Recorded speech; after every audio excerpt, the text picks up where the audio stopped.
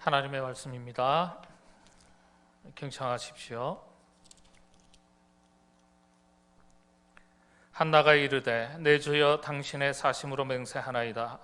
나는 여기서 내 주 당신 곁에 서서 여호와께 기도하던 여자라.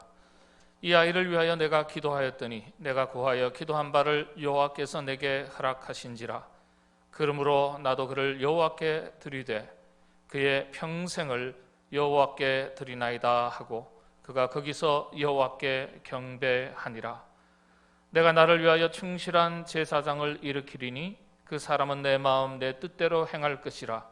내가 그를 위하여 견고한 집을 세우리니 그가 나의 기름 부음 받은 자 앞에서 영구히 행하리라. 아멘.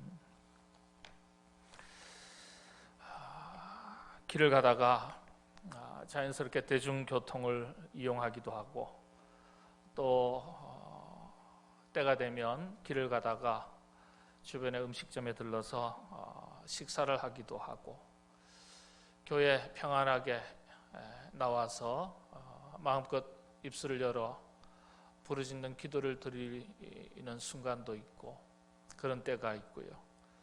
또 예배 중에 마음껏 입을 열어 찬송하던 것, 또 성도들 간에 모여서 함께 악수를 하고 가까이에서 대화를 하고 몸을 함께 부대끼면서 또 교회의 여러 가지 일들을 감당하는 일상의 모든 것들이 평범한 것이 우리가 그렇게 생각할 때 참 평범한 것이라 그렇게 생각했던 모든 것들이 결단코 평범한 것이 아닌 것을 우리가 새삼 느끼는 시절입니다.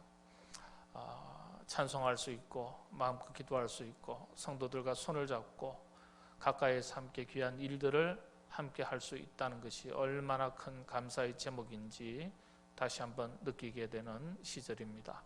하나님께서 하루속히 이 질병을 거두어 주시고 또 치료의 길들을 열어주시고 그래서 극복해서 모든 것이 회복되고 일상으로 돌아갈 수 있도록 일상의 모든 삶이 안정을 되찾고 회복될 수 있도록 하나님께서 긍휼의 은혜를 더해 주시기를 바랍니다. 여러분들도 여러 가지 불편한 것이 많이 있으시겠지만은 기도하시는 가운데 그날이 속히 올 수 있도록 또 기도해 주시기를 부탁을 드립니다. 오늘부터 사무엘서를 함께 말씀을 살피도록 하겠습니다. 오늘부터 대략 한 3개월, 아마 조금 더 길게 잡으면 한 4개월 동안 사무엘서를 말씀을 여러분과 함께 살피고 영적인 교훈을 찾아가려고 합니다.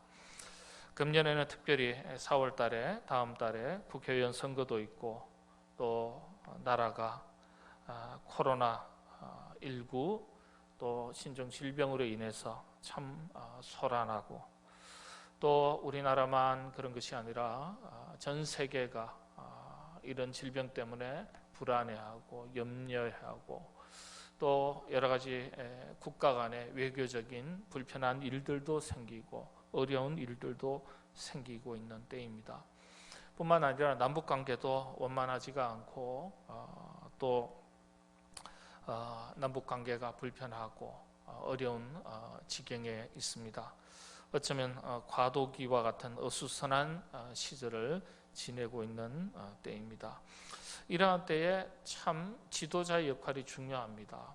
가정이든지 교회든지 아니면 뭐 나라이든지 회사이든지 관계없이 지도자의 지도력이 참 중요한 때입니다. 지도력에 대한 문제가 그 어느 때보다도 심각한 때이죠.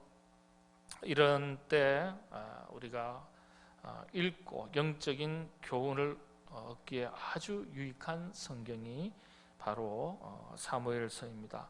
성경 66권 중에서 가장 바람직한 지도력, 이상적인 리더십에 대해서 가장 깊이 있게 기록된 말씀이 사무엘서라고 그렇게 평가합니다. 그러니까 리더십의 교과서 그렇게 일컬어집니다. 리더십의 교과서. 좀 더 편안하게 일상적인 말씀으로 바꾸면 한 사람의 지도자로서 우리가 가정의 아버지든지 어머니든지 다 아버지는 가정의 지도자고 어머니도 가정의 지도자이지 않겠습니까? 교회에서도 여러 가지 역할 책임을 맡았을 때 지도자로서 그 지도자가 갖춰야 될 덕목 그리고 지도자 이상적인 지도자상 리더십에 대한 교과서라고 그렇게 알려져 있습니다. 그래서 성경 66권을 이야기할 때 성경 퀴즈 하듯이 할 때 리더십의 교과서 되는 성경책 그러면은 고민하실 필요 없이 손 들고 사무엘 상하, 사무엘서입니다 하면 정답입니다. 자, 그래서 한 3, 4개월에 걸쳐서 사무엘서를 영적인 지도력 혹은 이상적인 바람직한 지도자상, 지도력이라는 관점, 주제를 가지고 말씀을 살피면서 영적인 교훈을 찾아가도록 하겠습니다. 여러분 잘 아시는 대로 사무엘서는 상하권으로 나누어져 있습니다. 그런데 사실 원문에서는 사무엘서 한 권의 책입니다. 그래서 우리가 사무엘서를 상하권 서로 구분해서 분리해서 공부하는 것이 아니라 전체 하나의 이야기로서 하나의 역사적인 흐름과 맥락을 가지고 하나님의 말씀을 앞부분에서 뒷부분과는 어떻게 연결되는지 또 중간에서는 어떻게 연결되는지 앞부분을 이해하기 위해서 뒷부분을 참고해야 되고 뒷부분을 이해하기 위해서 중간을 참고해야 되고 이렇게 하나의 말씀으로 그렇게 분리되지 않고 나뉘지 않고 연결되기 때문에 그렇게 한 권으로서 전체로서 말씀을 살피도록 하겠습니다. 특별히 사무엘서에는 우리가 말하는 주인공 세 사람이 등장합니다. 엄격하게 말씀을 드리면 주인공이 세 사람이기는 하지만 사실 두 사람이죠. 자, 그래서 이 세 명의 주인공을 중심으로 이 사무엘서가 쭉 기록이 되고 역사 이야기, 복음의 구원사 이야기가 펼쳐집니다. 자, 세 인물 누구이겠습니까? 첫 번째는 마지막 이스라엘의 사사 그리고 동시에 첫 번째 선지자라고 이스라엘의 선지자라고 일컬어지는 사무엘입니다. 사실 사무엘을 선지자로 분류하기도 하고요 또 사사로도 분류하기도 합니다. 그런데 사사이면서 선지자이기도 하다 그렇게도 평가합니다. 경우에 따라서는 성경 성사학자들은 사무엘을 사사에서 분리시켜서 포함시키지 않고 선지자로서 그렇게 평가하는 경우도 있습니다. 그런데 어쨌든 간에 왕이 없었던 시절에 지도자로서의 역할을 했기 때문에 사사라고도 평가할 수 있겠지요. 그리고 왕이 아닌 시절에, 왕이 없던 시절에 하나님의 말씀을 대언한 역할을 했기 때문에 선지자라고도 이야기할 수 있겠습니다. 난세에 태어난 위대한 영적인 지도자였습니다. 자, 두 번째 인물은 누굽니까? 우리가 알고 있는 사울 왕입니다. 이스라엘이 그동안 사사시대, 국가가 없는 시대죠.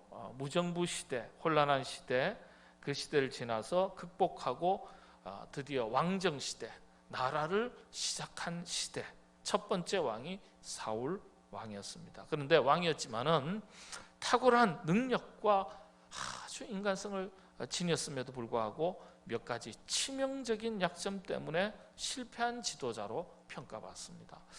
여러분 우리가 이제 정경이죠. 캐논이라 그러는 이 성경 말고도 교과서 말고도요. 사실은 참고서가 굉장히 많아요. 뭐 탈무드도 참고서가 될 수 있고 트렌치라는 또 문서도 참고서가 될 수 있고 굉장히 많은 문서들이 있습니다.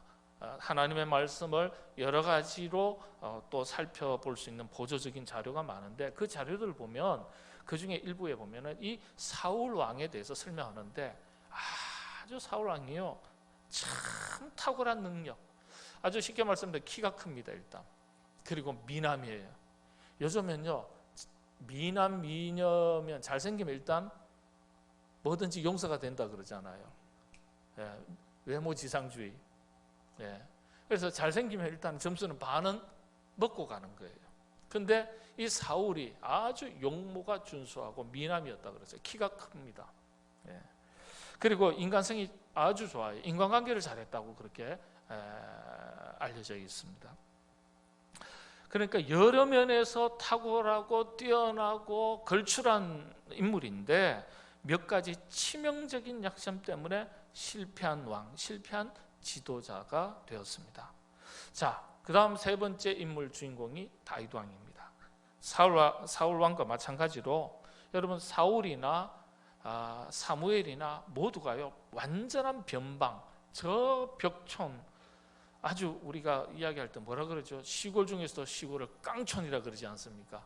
이게 이런 이런 표현들은 표준은 아닌 것 같지만은 시골 중에서도 아주 외진 시골 출신들이 바로 사무엘, 사울, 다윗 공통점입니다. 자, 그런데 그런 평범한, 사실은 어쩌면서 가난한 집안에 저 보잘것없는 가문에서 태어났는데 치명적인 약점들이 많아요. 여러분들 다윗이나 아브라함 같은 경우는요, 신학자들이, 성서학자들이 찾아내는 것만 해도 한 35가지 정도가 됩니다. 아주 치명적인 약점들이요. 그 당시에 영적인, 윤리, 도덕적인 거 다 포함해서. 그럼에도 불구하고 다윗 왕은 성공한 왕, 지도자의 기준이 됩니다. 그렇게 평가받습니다. 자, 그런데 사울 왕, 다윗 왕, 이 두 왕을 만들어낸 인물이 누굽니까? 사무엘 선지자예요.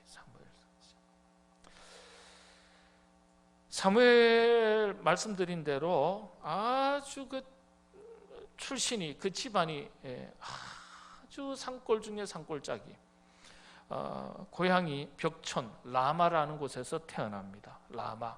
그러니까 이 구약 시대로부터 신약 시대에 이르기까지 라마라는 지역은 사람들이 별로 가서 안 사는 아주 척박하고 아주 골짜기 중에 골짜기입니다. 그런 장소가 라마입니다. 그러니까 그곳에 가서 살았던 부모님을 통해서 태어난 라마가 고향인 그 사람이 이 사무엘입니다. 자, 그런데 라마에서, 그런 산골짜기에서 태어났는데, 오지에서 태어났는데, 어린 시절에 그 태어나기도 전에 어머니의 눈물의 기도를 밑바탕으로 해서 태어나고, 태어난 다음에는 성전에 바쳐져서 법궤 옆에서 어릴 때부터 자라났습니다.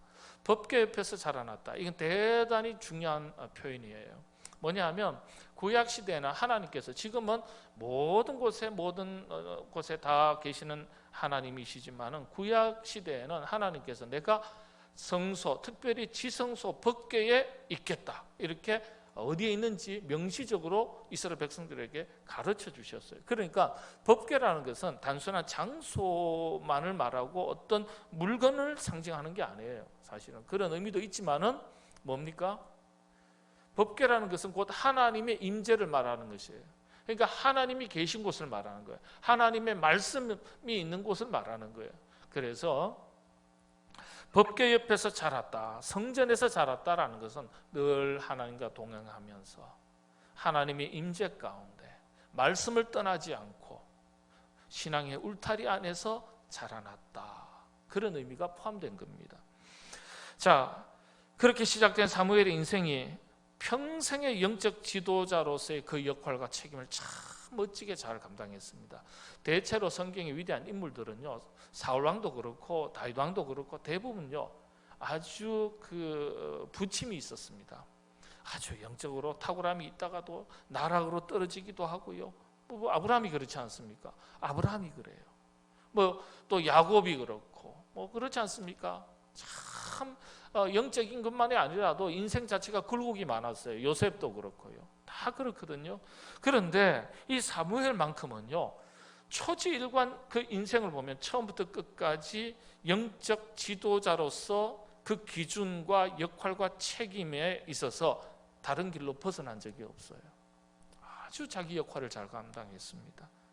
그리고 또 한 가지 우리가 기억할 것은 이 사무엘은요, 어지러웠던 시절의 사사로서 이스라엘 백성들의 지도자로서 한 나라가 세워질 때 자신이 왕이 될 수 있었어요. 그만한 리더십이 있었고 탁월함이 있었고 그런 영향력이 있었단 말이에요. 그런데 하나님의 부르심을 받고 하나님의 뜻을 깨닫고 자기 한계를 정확하게 지킨 사람이에요. 사람이 권력에 대한 욕심은요, 어느 정도인지 아세요? 부자 간에도 뭘 못 나눈다고요? 권력은 못 나눈다 그랬잖아요. 여러분, 권력은 못 나누는 거예요. 여러분, 우리 한국의 조선조 500년 역사에 그런 일들이 많습니다. 형제지간에도요, 이게 뭐예요? 권력을 못 나눠요. 그래서 형제의 난이 있어서 형제가 형제를 죽이는 거예요. 조선 왕조 역사에 그런 게 많습니다. 대표적으로 아버지와 아들이 죽이잖아요. 영조가 사도 세자를 죽이지 않습니까? 노론과 소론, 그 뒷배경이 있습니다. 그 배경 속에서 정치적인 갈등과 부자지간의 갈등이 심했어요. 희생양이 된 거예요, 사도 세자가. 뭐 우리 한국 사람만 그런 게 아니에요. 여러분, 우리 기독교 역사에서 콘스탄티누스 황제, 로마의 황제가 기독교를 밀라노에서 313년에 공인을 했죠. 공인을 했는데 우리는 그쯤으로서 참 대단한 왕이다 그렇게 알고 있습니다. 황제다라고 알고 있습니다. 그런데 그 이후에 보면요, 이 형제들을 엄청나게 죽여요. 권력을 유지하기 위해서, 권력을 지키기 위해서 혈연들을 엄청나게 희생시킵니다. 피를 흘렸습니다. 그런 일들이 동서양에 많았어요. 이게 그래서 권력을 딱 보면은요, 감토 하나 차려고요 얼마나 핏대 세우는지 몰라요. 여러분, 막 권력만 질수만 있으면 뭐든지 정당화할 수 있는 거예요. 우리가 그런 일에 나가지 않아서 그렇고 그런 자리에 현장에 없어서 그렇지, 감토 하나 자리 하나에도 어깨 달고 싶고 다는 순간 목에는 뭐죠? 깁스만 하면 다행이에요. 콘크리트를 한다 그러잖아요. 콘크리트. 그 다음부터는 그냥. 이게 참. 그런데 사무엘이 왕이 될 수 있었음에도 불구하고 정확하게 자기 자리와 자기 역할, 자기 한계를 지킵니다. 그거 쉽지 않아요. 자기 선을 넘어가지 않아요. 그러니까 이 사무엘이 참 훌륭한 지도자 상을 보여줍니다. 딱 자기 역할, 자기 한계, 자기 책임을 명확하게 하고 그 역할을 아주 충실하게 합니다. 충실하게. 자, 사무엘이 어디까지나 영적 지도자였으면서도 두 사람, 사울과 다윗을 왕을 어떻게 해서 만들어낼 수 있었느냐? 자기가 왕이 될 수 있음에도 불구하고, 그리고 그런 왕을 세울 수 있었던 영향력과 일관된 태도, 그런 건 어디에서 왔는가?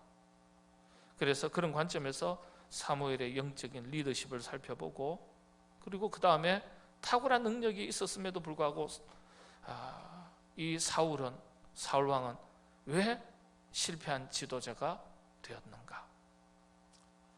사울은 실패한 지도자고 다윗은 성공한 왕 지도자였다고 말씀을 드렸는데, 중요한 건 다 출신 성분이 아주 비슷합니다. 완전히 요즘식으로 말하면 빈농의 자녀입니다. 빈농의 자녀. 그런데 자기 몸 하나만 가지고서 최고의 자리까지 올라간 영웅들입니다. 영웅들. 우리는 사울 왕을 그냥 다윗 왕과 비교해가지고 그냥 실패한 왕 이쯤으로 생각하지 않습니까? 아니요, 그렇지 않아요. 사실은 그 시대에 걸출한 뛰어난 영웅입니다. 영웅. 그런데 실패한 왕으로 평가받죠.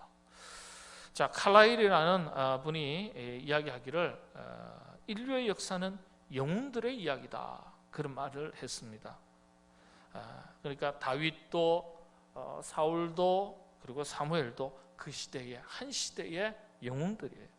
근데 중요한 것은 성경을 자세히 읽어보면 사울이 다윗보다는 어떤 면에서 장점이 훨씬 많은 사람이라고 말씀드렸습니다. 말씀드린 대로 인간미가 있고 행동이 준수하고 용모가 준수하고 뛰어나다, 키도 크다, 잘생겼다 했지 않습니까? 그럼에도 불구하고 사울은 실패한 지도자로서 자신만 실패한 게 아니라 자신 때문에 그 가문이 완전히 몰락합니다. 그 한 사람 때문에, 그 가문, 그 시대에 불행을 안겨준 거예요.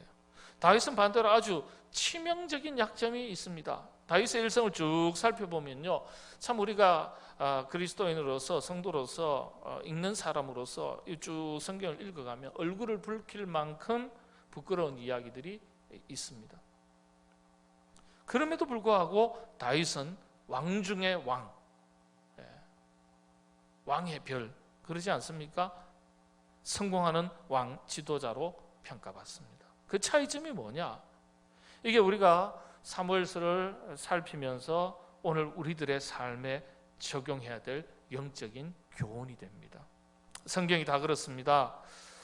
그렇습니다만은 특별히 사무엘서를 집중해서 말씀을 살피면 그렇게 이야기합니다. 리더십의 교과서라 그랬지 않습니까?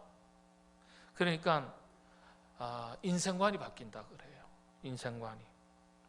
그래서 제자 훈련의 교과서, 기준이라고 일컬어집니다. 성경책 중에서 제자 훈련의 교과서, 사람을 기르는 교과서라는 거예요.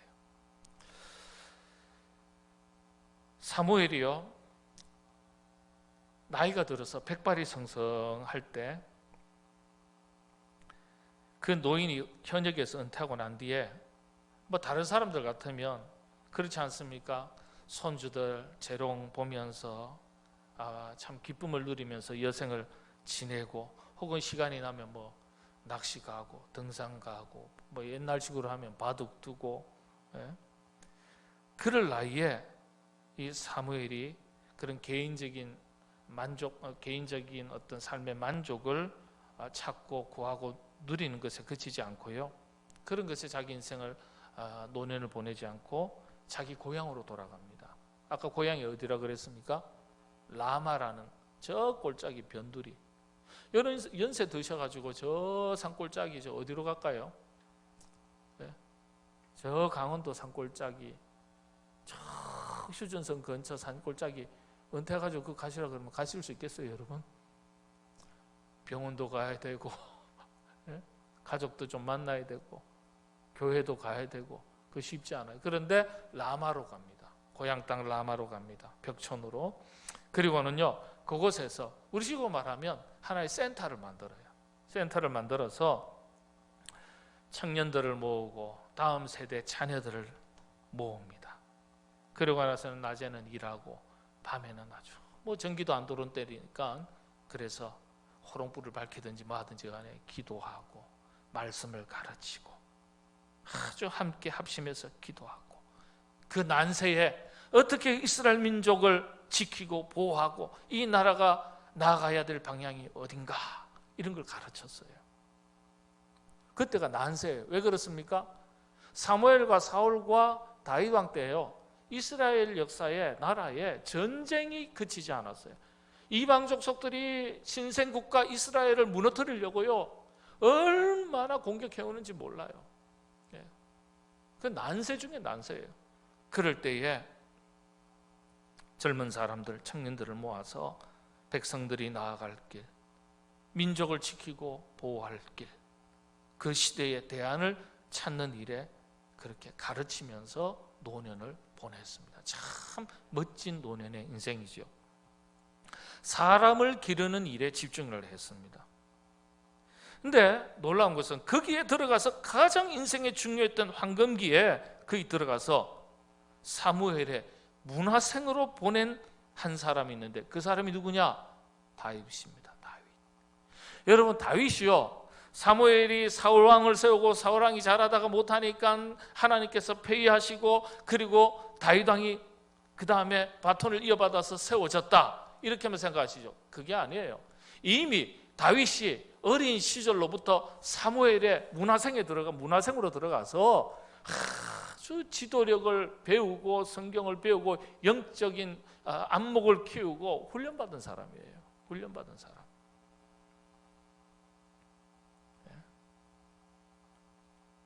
그래서 다윗에게 사무엘이라는 영적인 지도자가 없었으면 다윗 왕이라는 지도자는 있을 수가 없는 거예요.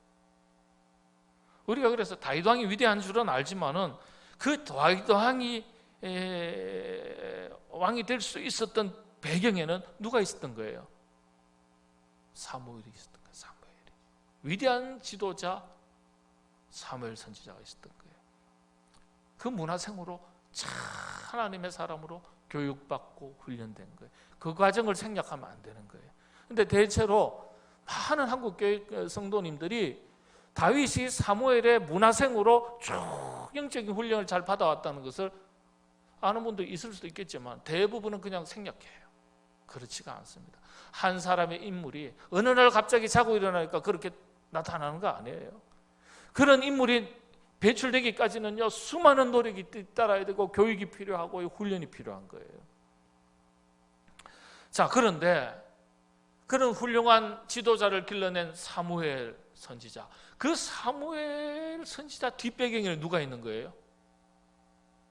한 여인이 있는 거예요. 그 이름이 한나. 우리 한나죠. 한나예요, 한나. 예. 우리 식으로 말하면 시골교회 권사님쯤 됩니다. 권사님쯤. 예. 그런데 이 한나가 눈물의 기도로 낳은 아들이 누구예요? 사무엘이에요.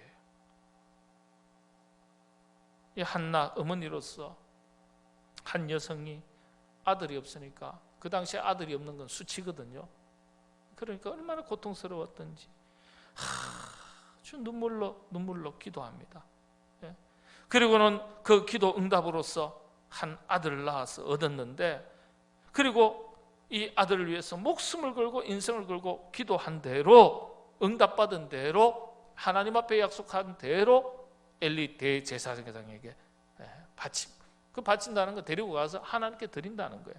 하나님께. 이 아이가 말씀의 울타리, 신앙의 울타리, 하나님의 품을 떠나지 않고 하나님께 쓰임받는 자녀가 되도록 하겠습니다. 하나님 앞에 부모로서 약속을 했지 않습니까? 기도할 때. 그걸 지키는 거예요. 젖을 떼자마자 엘리 대제사장에게로 데리고 갑니다. 그러니까 어머니의 기도가 있었고, 그 어머니의 결과로서 사무엘이 있었던 거예요. 사무엘이 그냥 있는 게 아니에요.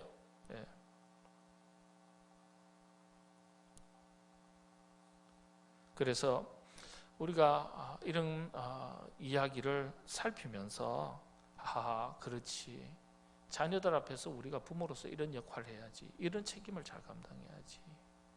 우리 자녀가 하나님께서 기뻐하시는 믿음의 자녀로 살아나가는 일에 제일 된 부모의 사명과 역할과 책임이 뭡니까? 그 자녀를 하나님의 말씀으로 잘 양육하고 기도로 양육하는 그 책임이 제일 된 책임이라는 거예요. 그래서 그렇게 길러진 자녀가 나라를 세우고 민족을 지키고 교회를 세우는 거예요. 그런 점에서 이 사무엘서는요, 자식 교육을 어떻게 시킬 것이냐 하는 데 대한 교과서가 될 수 있습니다. 사람을 기르는 데 있어서의 교과서예요, 이 사무엘서가.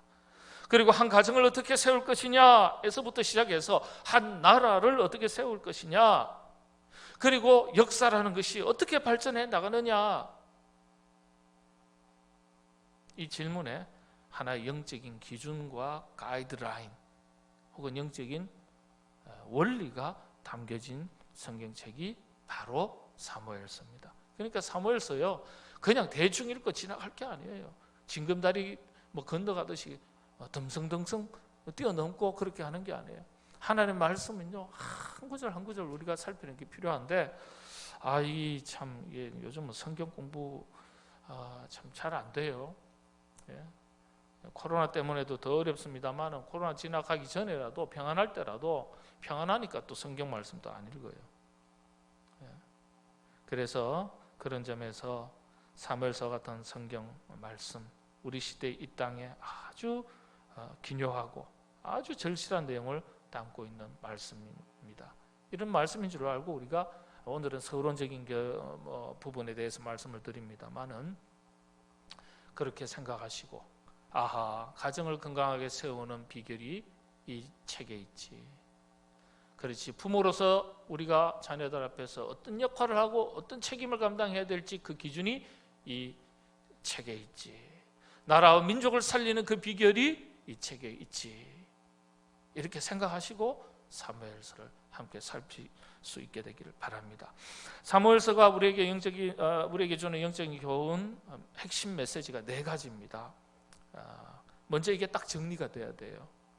요점 정리가 돼야 돼요. 여러분 공부할 때 그렇지 않습니까? 중학교, 고등학교, 대학교 이렇게 공부할 때 요점 정리를 잘해야 성적이 잘 나와요. 네?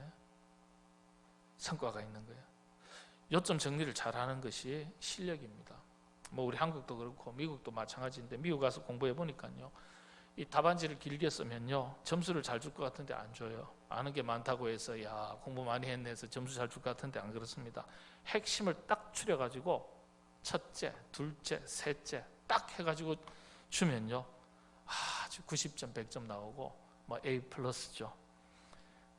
그렇지 않으면 그냥 중간 점수 주는 거예요. 근데 한국 학생들은요 길게 쓰면 좋은 줄 알고 막 그냥 아는 것, 있는 것, 없는 것 다 풀어놔요. 잘못 생각하는 거죠. 간결하게 핵심을 파악하고 정리하는 그런 능력이 참 중요합니다. 그래서 다음 주부터는 사무엘서를 공부할 때 우리에게 주는 전체적인 핵심 메시지, 영적인 교훈 4가지를 먼저 차례대로 살피고 그 다음에 사무엘서 내용을 구체적으로 또 들어가겠습니다. 근데 내 핵심 4가지 간단하게만 말씀드리면, 첫 번째는요 사무엘서를 읽으면 역사관이 분명해집니다. 여러분 사람을 기를 때 역사의식이 있어야 돼요. 투철한 역사의식. 역사를 모르는 백성은 역사의 과오를 되풀이한다. 역사의식이 투철해야 돼요. 그런 역사관이 분명합니다. 두 번째가 신앙관입니다.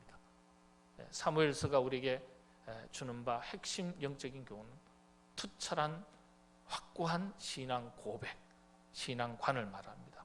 세 번째는 바람직한 리더십, 지도자상에 대해서 교훈을 주고 있습니다. 그리고 네 번째는 영적인 통찰력, 영성이죠. 안목. 여러분 하나님의 사람이 영적인 세상을 살아갈 때 안목이 있어야 돼요. 영적인 안목. 이 시대가 지금 어떤 시대인지 다른 사람은 보이지 않는데 영적인 안목이 있으니까 볼 수 있는 거예요.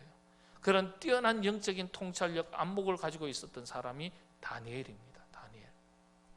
다니엘을 성경이 설명을 할 때 그는 시세를 알고 시대의 흐름을 알고 영적인 통찰력, 안목을 이야기하는 겁니다. 그런데 이 사무엘서를 통해서 영적인 교훈이 우리에게 주는 바 영적인 교훈의 핵심 중에 하나가 영적인 통찰력을 기르도록 하는 것, 영적인 안목을 기르도록 하고 있습니다. 자, 그래서 이런 내용을 쭉 살필 텐데요. 자, 그런데 이 위대한 사사여 선지자였던 사무엘서 이야기가 시작되는 기초가 어디에서부터 시작되느냐? 어디에서부터 시작되죠? 참 신기한 건요, 시대의 변곡점을 보면요, 예수님이 태어나시기 이전과 예수님이 태어나기 이후는 다른 거잖아요. 예수님께서 태어나실 때 예수님의 탄생 이야기에 앞서서 뭐가 먼저 기록돼요? 어머니의 기도의 이야기가 먼저 기록됩니다. 마리아의 기도의 이야기가 먼저 기록돼요. 세례요한이요, 한 시대 구약의 시대를 마감하고 신약 시대를 복음서 시대를 시작을 할 때 예수님의 탄생에 앞서서 침묵의 400년의 기간을 끝내고 외치는, 광야에 외치는 소리가 탁 처음으로 외쳐지는데 시대가, 새로운 시대가 열리는 걸 말하는 거예요. 세례 요한이에요. 세례 요한이 광야에서 등장했다라는 이야기가 먼저 기록되는 것이 아니라 세례 요한의 이야기, 세례 요한의 인물을 이야기할 때 앞서서 기록되는 이야기가 있습니다. 누구죠? 어머니 엘리사벳의 기도 이야기가 먼저 기록됩니다. 나라가 없었습니다. 그리고 나서는 이스라엘 나라가 세워집니다. 새로운 시대의 전환점이에요.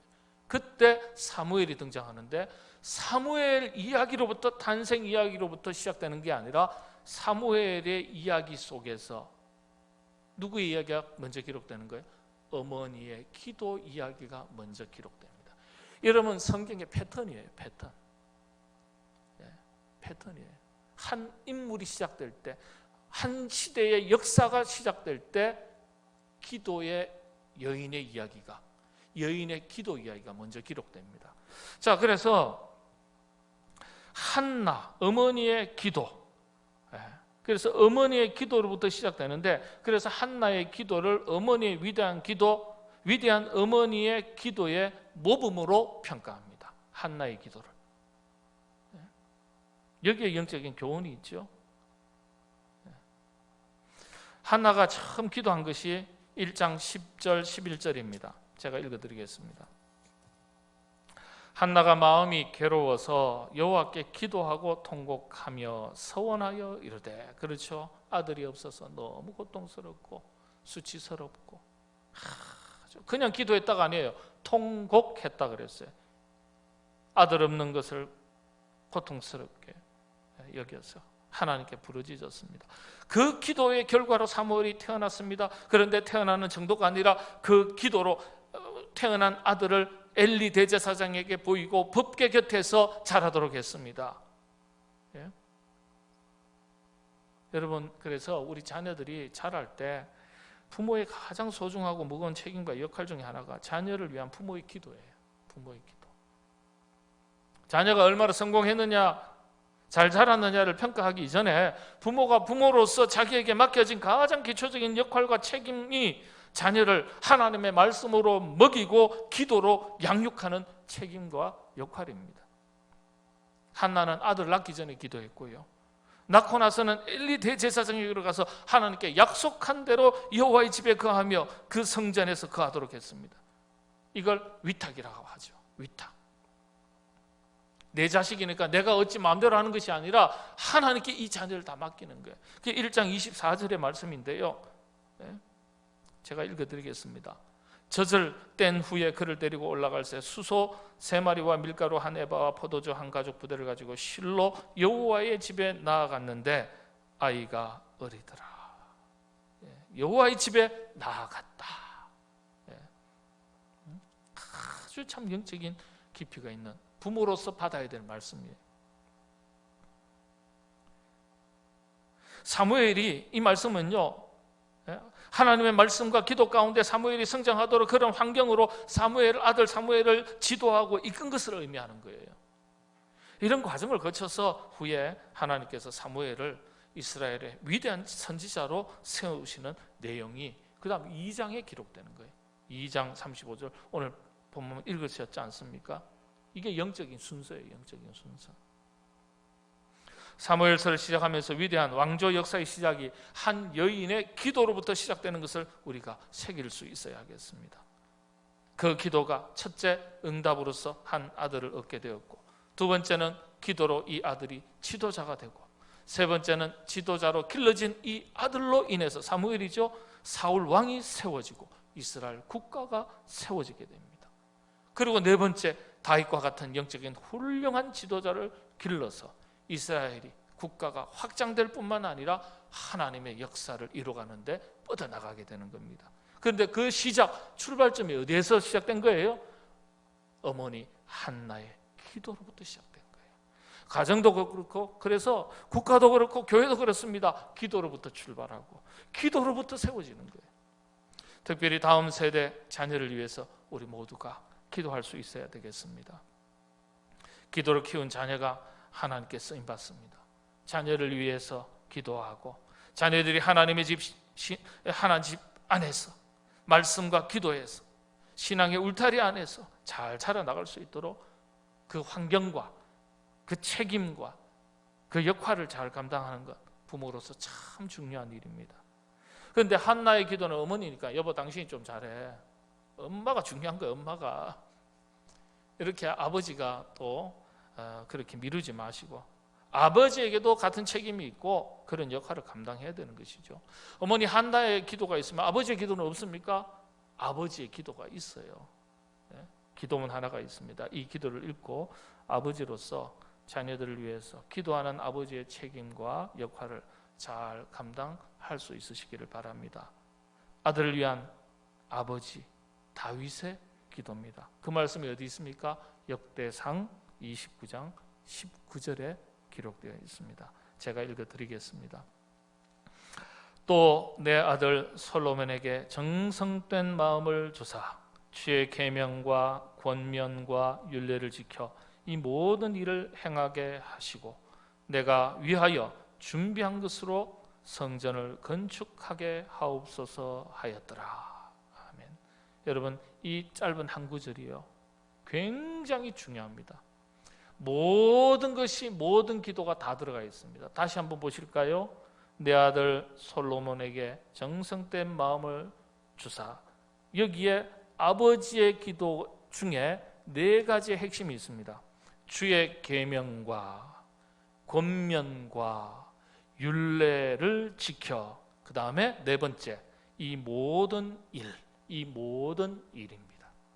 이 네 가지 속에 우리 자녀를 하나님의 자녀로 길러내는 영적인 기준이 딱 정확하게, 아까 말씀드렸잖아요. 핵심을, 요점을 간단하게 정리를 잘해야 성적이 잘 나온다고요. 다윗의 기도가 일품의, 명품의 기도입니다. 명품의 기도. 주의 계명과 권명과 율례를 지켜 이 모든 일을 행하게 하시고 우리 아들 이렇게 되게 하시고, 요 속에 다 들어가 있습니다. 그러니까 우리가 한나는 어머니의 기도의 모본이라 하겠고요, 다윗의 아들을 위한 다윗의 기도는 아버지의 기도의 모본이다 하겠습니다. 우리가 사무엘서를 시작하면서 이 사무엘서가 아하, 믿음의 어머니 여인의 기도로부터 시작되는구나. 모든 영적인 일의 출발점입니다. 여러분들 이 시절이 어수선한 때, 이럴 때 여러분 기도 많이 하셔야 돼요. 기도 많이 하시고, 바쁘면 기도 못 하지 않습니까? 갈 데도 많고 할 일도 많으면 기도하기가 참 어렵습니다. 이럴 때 우리가 1, 2, 3 기도, 12시에 3분 기도, 또 1만 번 기도 릴레이, 우리가 합심해서 기도하는 게 필요한 거예요. 합심해서 여러분 한 번 기도한 것이 이 기도의 탑을 우리가 함께 쌓아가는 것이 되면 참 좋겠다 해서, 그 뭐 하나의 형식이라고 해도 좋겠고 하나의 운동이라고 해도 좋겠습니다. 그러니까 여러분 기도하시면은 우리가 함께 쌓아가는 기도의 탑이 쌓아지는구나, 그렇게 생각하시고, 그래서 그런 일을 하는 겁니다. 그러니까 여러분들 이 어지럽고 어수선한 시기에 여러분들 우리가 할 수 있는 게 있고 할 수 없는 게 있습니다. 할 수 없는 것 그것도 생각하지 마시고, 할 수 있는 것에 대해서는 우리가 마땅히 하는 것이 하나님의 백성으로 기본적인 신앙의 자세라 여겨집니다. 여러분들 한나의 기도의 어머니의 모습이 여러분의 모습이, 그리고 아버지는 다윗 왕의 기도의 모습이 여러분의 기도의 모습이 될 수 있기를 바랍니다.